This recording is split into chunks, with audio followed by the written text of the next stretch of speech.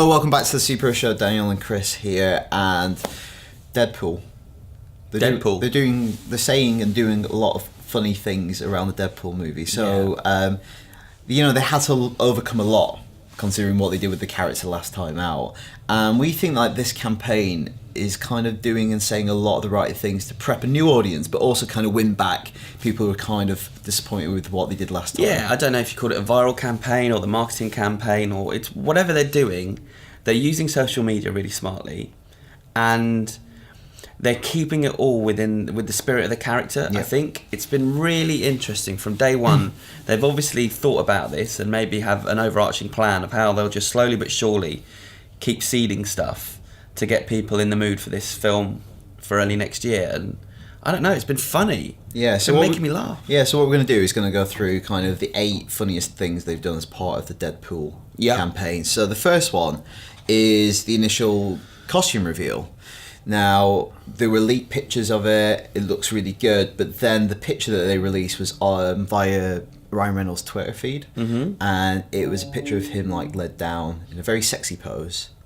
And it's kind of a callback to a Burt Reynolds picture. Yeah, I believe he tweeted the Burt Reynolds picture shortly afterwards. I'm a big fan of that Burt Reynolds picture anyway. Oh, yeah. It's very famous. It's a Playgirl centerfold, and it's the ultimate sort of image of manliness in the 1970s. It's hairy. It's hairy, and there's nothing wrong with that. It's a beautiful, sexy image, and I think it really worked for Deadpool to gently kind of mock that. I just love that that's the first time you see the it's not like some kind of picture in Entertainment Weekly, and also a lot of these picture people like speculate about the costume and go, oh, it's too blue or it's too purple, like with Apocalypse, or oh, that's awful, like Quicksilver. I think it's one that people just instantly fell in love with because it looks so faithful, which is probably conscious considering they were so unfaithful last time out with the character. But it's just a funny way to debut, the costume. Yeah, agreed. Do you want me to do one? Yeah, you do the next one. I didn't know we were going to do it that way. Deadpool beating up AC Slater. Yeah. It was the April Fool gag that they did. You could see it coming a mile off, but it's still funny seeing Saved by the Bell's most handsome character taking a beating, getting smashed with what is he smashed? TV? Something like that. But yeah, it's very funny. It's well set up, and it's just a funny little gag at the end. Yeah. With a drawing that he's done, and the drawings that he does is in the trailer. He's doing a drawing, and I've heard on the grapevine that drawing that he does there is actually going to be quite a big part of the film. Oh, interesting. Yeah, it might tie into the finale of the film. Yeah, I thought this was really funny as well because it was April Fool, they were saying that the movie had been cut. It was going to be sanitized. It wasn't going to be an R rating, and then that came out, and it just kind of was like, no. You're getting what you wanted. He's going to be swearing. He's going to be beating up AC Slater with a tabs. And we've said it before, and we'll say it again. We're really the fact that it's an R-rated superhero movie is a big deal. It could change the superhero films we see going forward and stuff we talk about on this show if this one works. Yeah, hopefully. Next one is there was a lot of discussion early in the year when we knew Marvel kind of revamping their comic range, that were they intentionally killing off characters they didn't own the movie rights to. So Wolverine got killed, the X-Men, stuff was happening with them, and Deadpool was another of the characters. Fantastic Four was ending, and Deadpool was another character they killed off. Now recently he's being launched again in the all new, all different range, so he's not dead, but for a good few months he was dead. And Ryan Reynolds tweeted a very funny picture where he was on set, Deadpool was on the toilet reading this, and it's just funny because again it's another, like the AC Slayer, it's tapping into that aspect of the character where he intrudes into reality. He's seeing and reading all the news that we're getting and passes comment on it, and hopefully that stuff finds its way into the movie as well. Agreed. I really like that one. That's a good one. The next one I'm not really going to talk about. If you could just flash up Deadpool's Mother's Day tweet. Yeah. Enough said. Good language. Yeah.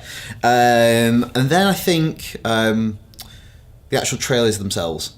Yeah. He mocked the idea, which has become, because we work closely on film a lot, is this new thing of having a trailer for a trailer. Yeah.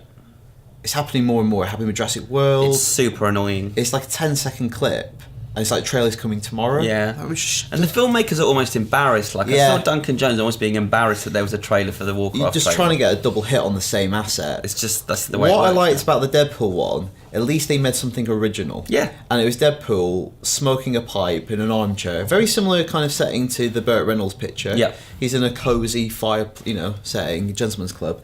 And he has his pipe and then he tries to put the pipe in. And obviously he can't put a pipe in his mouth, so it falls to the floor. Yeah. I think, yeah. Yeah, they played that at Comic-Con. I'd rather that than 5 seconds of the trailer. Yeah, definitely. Well, it's like an old-fashioned teaser, more like. And then that led into the trailer, which I saw for the first time at Comic-Con, and in Hall H, people lost their minds over that trailer. They played it a second time. I mean, it's just a fun trailer. It's got some good beats in it. It's got a money shot at the end with the bullet going through 3 heads. It has me slightly worried that, and we've talked about it on this show before, that over 90 minutes, the character might become a little bit grating, and if the humour's all kind of schoolboy humour for 90 minutes, will you still be laughing at the end? Yeah, I just hope that more of the humour, like some of that is, derived from him swearing, but hopefully more of it is from passing comment on the superhero genre. Like, there's that line at the beginning of the trailer where he's like, please don't make the suit green. Or animated.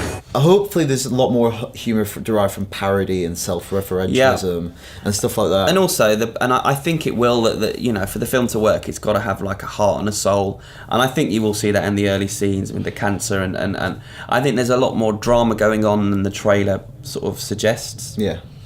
But yeah, it's a fun trailer, and it looks like it's going to be sufficiently different to the other superhero movies we've seen, and the fact that we're kind of getting a little bit tired of seeing the same. Then again, it might follow the same story beats that they all have this year and of late, but when you were just talking about maybe there'd be more to the movie than him just swearing, because obviously he put that out because immediately that tells people, well, this is very different. Recently, Ryan Reynolds put on the costume, went out trick-or-treating in his neighbourhood, and he filmed like a skit with a bunch of kids dressed as X-Men. And in the comics, Deadpool is even though he's slightly deranged, he's always very protective of children. And I feel like that kind of comes across in that trailer, because he's mocking them, he's making fun of them, but he's also being really nice to them as well. Yeah. And I think it's a really sweet little thing to put out. And also, I love the fact they're all dressed as X-Men, and he's just like mocking them all. Like their powers, how they look. I think it's a really sweet little thing to put out. And could that transfer into a movie one day with him just mocking all the X-Men? I'd love that. Yeah, no, it's funny. And who doesn't like seeing a grown man say horrible swear words in front of children? Me. I love it. And carrying on the humour front, he's very recently done an impression of Hugh Jackman. Yeah, mocking another X-Men in real life. Which Jackman liked enough to retweet himself. Yeah. But it feels like they're all having fun with it, and that's what I'm excited about a little bit. They look like they're having fun making the movie. They're having fun, marketing it now and promoting it. We've had some ideas that we've put to the studio, some fun stuff we could do with Ryan if we can get him in the office on this settee. And if that can translate onto the screen, it could be a really great thing. Yeah, fingers crossed. And the last thing I'll say is what I've liked about this campaign is the same thing I've liked about the Star Wars campaign, in that it feels like it's staying true to the spirit of the source material and true to what we love about those characters and these characters. So that's all you can ask for. Yeah. Right, definitely. Let's get on to this week's feedback. I think you've got the first bit. What's your scariest superhero movie moment? You put me on the spot there. Yeah, massively. But you read that and I'll think. Sure. But I'll also listen. No, don't listen. Just okay, I won't. This is from Darren Buka, who says, I think the Batman Begins scene is a great choice. That was the choice we had last week with the Scarecrow and his gas. For scariest superhero movie moments, and I have a theory of what the Batman tar face is meant to represent. Many have speculated what Scarecrow's fear is during his hallucinations. My theory is Batman's face becomes not just a monster, but a demon. Scarecrow sees the head of a demon, which, as we all know, is the translation of Ra's al Ghul. Scarecrow fears the almighty Ra's, and that's what becomes a Batman's grungy cowl. I think that's it's a good theory. It's a great theory. Tim Newton-Howell has written in, and he suggested 3 moments you missed out. And this one, a few people wrote in and suggested this one. I think it stayed with quite a few people. Is Penguin's death in Batman Returns, when the toxic waste and slime look makes regular old Oswald Cobblepot look like Miss Universe. That scene used to scare the crap out of me, and it still gives me the creeps for how gross it is. Yeah, there's a gross scene. There's a lot of creepy stuff with Penguin in that film. Oh yeah, it's kind of sleazy and horrible as well. Some of it for me was when I saw the moment that it became the scariest, because it was when I was a kid. I was a little bit older when I saw Batman Returns. It didn't frighten me as much. It was creepy, but it didn't frighten me. But I think some of these, I was just at quite a formative age for Batman and Superman 3, that they messed me up. Those are the moments that stay with you. When we first meet Violator in Spawn, and then finally the finale between Hulk and Absorbing Man in the Ang Lee movie, he talks about the body transformation being quite horrifying and painful. Yeah, there's body horror there. Trouble is Nick Nolte's performance. That's such a weird ending as well. That's such a strange ending that happens in that forest and that lake. So weird. Honourable mention, Ghost Rider 2, just the whole movie, horrifying. Oh, nice. Burn, sick burn. Yeah, don't read the IGN review then. We loved it. I have a story about watching that film, but I have to say it to you off camera. It's bad. Okay. So what's your scariest superhero movie moment? We keep coming back to it. The only one that I can think of is, I think it's... we didn't think for long, so why should you? Do you want to know how I get these scars? It's horrible. It's putting a knife in someone's face. It's really horrible and twisted. That was the thing, actually. We were sitting, Gav and I, talking about the Joker. There's so many bits you could pick. Yeah. And any one of them I would have been happy with. It's two frightening incarnations. Again, also some of the psychological one in the interrogation scene when he's beating him, and he just looks at him and goes, "There's just nothing you can do." He says, "For all of your strength, for all of your might, there's nothing you can do." It's just helpless.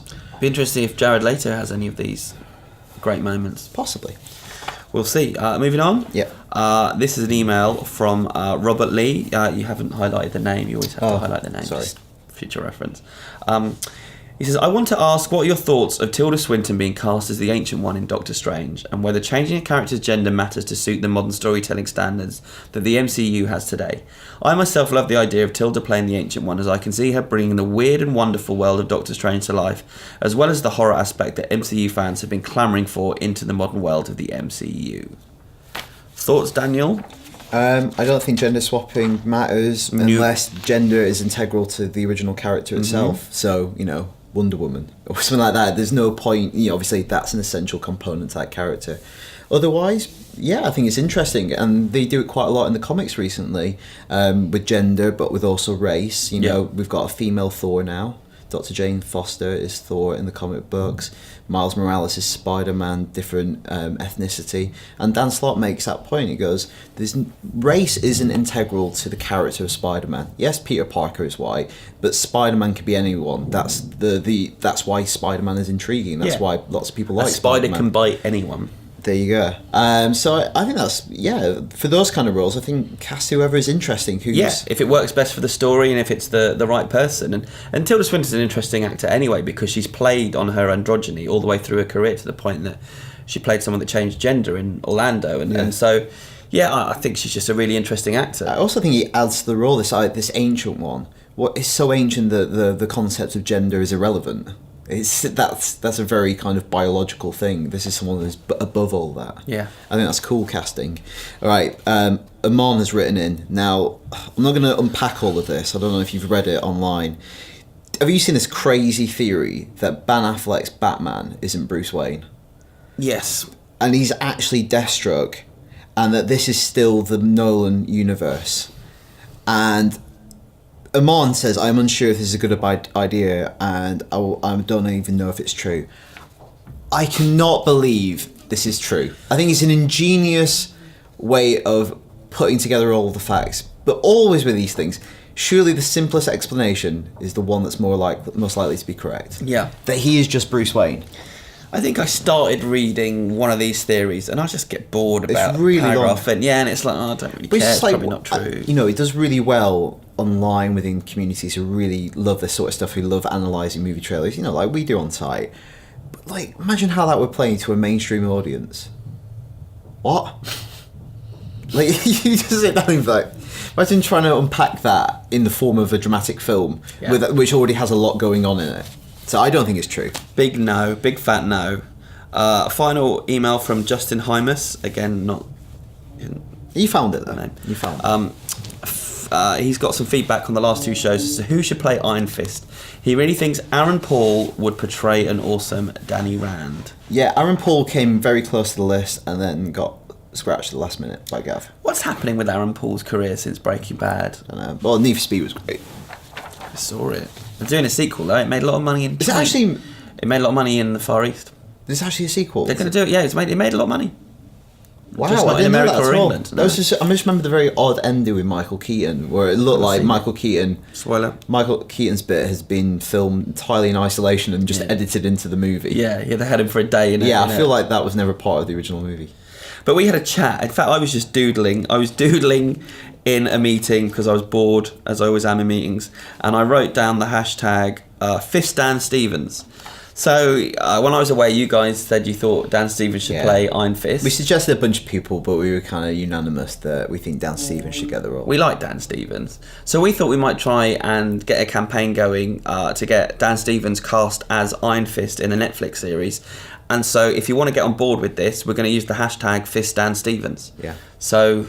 yeah, it was a serious campaign that we really want to get everyone behind and put that out into the world. Yeah. We'll put it up on screen just to remind you of what the hashtag is. Yeah, and we'll see if we can get the ball rolling and see if the superhero show can make change, can make a difference. Yeah. And can get the man we want cast. Yeah. So until next week, remember Fist Dan Stevens.